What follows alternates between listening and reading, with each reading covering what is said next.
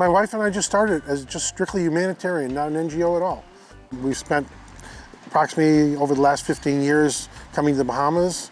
We've been to Green Turtle Cay just 3 times in the last couple of years. But when we saw the event happening on the news, we felt the calling to come. We arrived here approximately 2 weeks after the storm with about 10,000 pounds of food, cooking gear, full kitchen, which was behind me, and we were operating within 24 hours, feeding the first meal hamburgers, hot dogs to the people of Green Turtle Cay.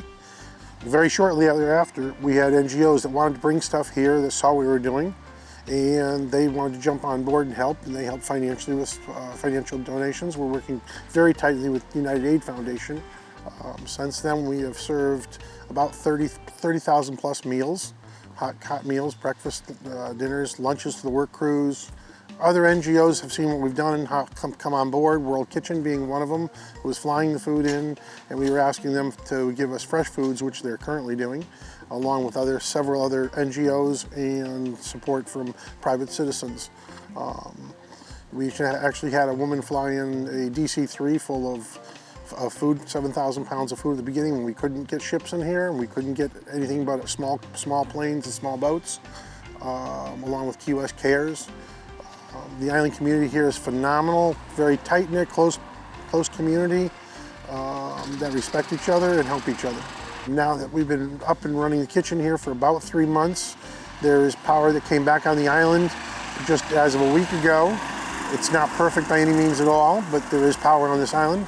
But that's after 3 months. The water's been on for about two plus weeks, although it's not dependable yet. We are getting some water. When we first were here with our motor vessel Adventure, we have water maker units that can produce 2,200 gallons per day of water. And so we were supplementing Water Mission, another NGO here, who was struggling at that time just keep up with water production for the island. So we were able to jump in and supplement them until they got bigger water makers here. The NGOs here are working unbelievably together, like we're all just one. You know, somebody needs something, they get something. It's phenomenal the way it works. NGOs have asked me for generators and different stuff, and we were able to get them. We just get them for them. We're very close with Key West Cares and Water Mission, working to make sure all 3 of us have whatever we need to fulfill our missions. Green Turtle Foundation has done a lot for the island. They got the power in here, the water in here. They bring in a boat with materials. We have boats coming in with materials. So it's a massive group effort in a very difficult situation. Our primary mission was to come here and feed people and produce water off our boat. Our boat has a unique capacity to produce this 2,000 gallons a day. And in order for the island to get restarted, going again, they've lost their economic cycle, which is rental homes, restaurants. A big part of our mission, looking at the economics of the island, was to help these restaurants get open in any way we can by providing food, water, generators, which we have access to. And we helped several restaurants here by bringing containers of water holding 250 gallons to a restaurant. So even though they didn't have city water, they had water to wash and cook with that was sanitary from either our boat, from our units, or Water Mission's units.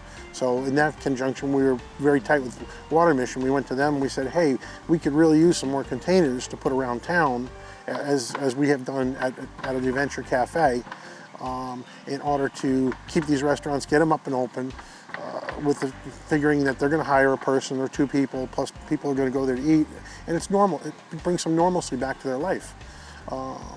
People have to understand this storm sat on this island for 2 days, 48 hours, and just beat it with 225-mile-an-hour winds, tornadoes.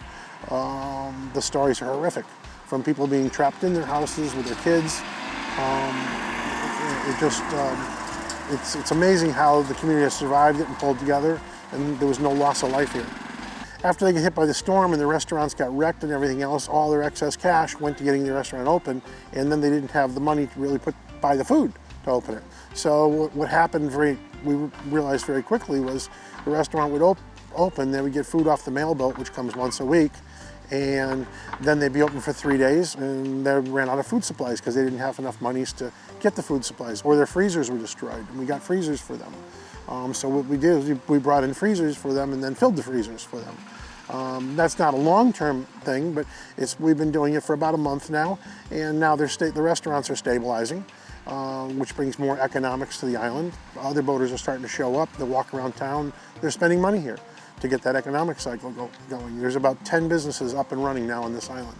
We held a free farmers market last weekend where we handed out carrots and cabbage and pieces of meats and eggs and whatever we had in our food stores to push people back into their homes and getting them ready for the kitchen to close. So that was a good thing, and we're going to do that again this week. We might do one after that or so. We're not sure. We're constantly reassessing what's going on and trying to do what in my team's belief is the right thing to do, and not being told what to do, but do what we believe is correct in our hearts. It gets very emotional, and at times it's difficult, but we're doing it. We're making it happen. And we're just taking a bad situation, making it the best we can.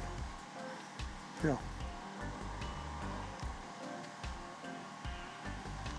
As we've been here now for 3 months doing this, our mission is shifting over to trying to help people get back in their homes. The homes are watertight, but they're gutted inside. There's no appliances in them.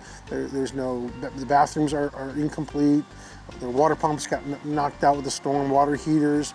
So we're working with them to get some semblance of normalcy back in their life the best we can with what we have. We are working really hard to raise more funding to build out houses to get people back in. That's what our current phase 2, call it, is what we're doing, and provided on what kind of funding we can get, provide how far we can go with this. The response so far has been pretty darn good. We have Cypress Missions over here this week with 6 guys working on a gentleman, Randy Curry's house, and Miss Eloise's house, trying to get them all set up. A lot of people are starting to lose the place they're living now because when the storm came through, second homeowners and other people said, go ahead, use my house. But now these people want to renovate their houses after 3 months, and so the people are losing their places to live and being crammed in with other families. If there's any NGOs out there that have funding for homes, we'd love to have a conversation with you. You can get a hold of us through our Facebook page. We have people donating money, but this situation requires large volumes of money from larger foundations to make things happen. Getting people back in their homes is a primary mission at this point, where we're shifting from cafe to just helping people any way they need it. Our funds are limited in what we do. We don't have deep coffers, although we have some people talking to us that may supply us larger amounts of money. We'll stay here as long as we're needed. If we need to stay here 6 more months, we need to stay here a year, we will stay here and do what we need to do until the need is fulfilled.